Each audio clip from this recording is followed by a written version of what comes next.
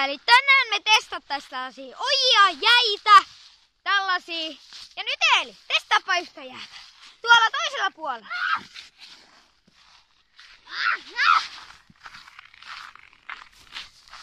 Hypitään.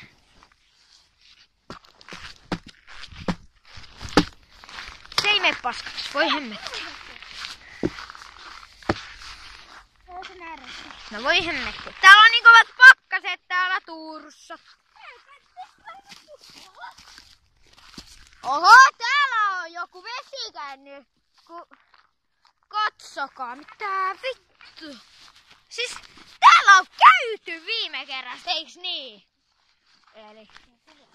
Joo, mä kuvaa.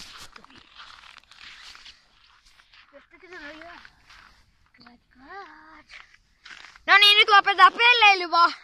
Kuitenkin tätä hemmetin tyhjät.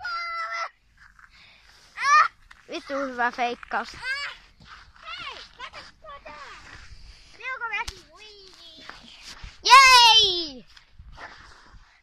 Me toivotaan, että nyt tästä ei tule liian pitkä tästä videosta, eiks niin?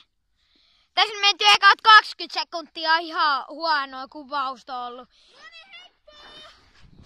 Eli nyt me joudutaan aloittamaan niinku oikeasti se homma, mitä me tässä videossa niinku tultiin tekee tänne perseeseen. Eli anteeksi kiroilu, mä joskus pääsee, sori, kyllä sä tiedät, murrosikä.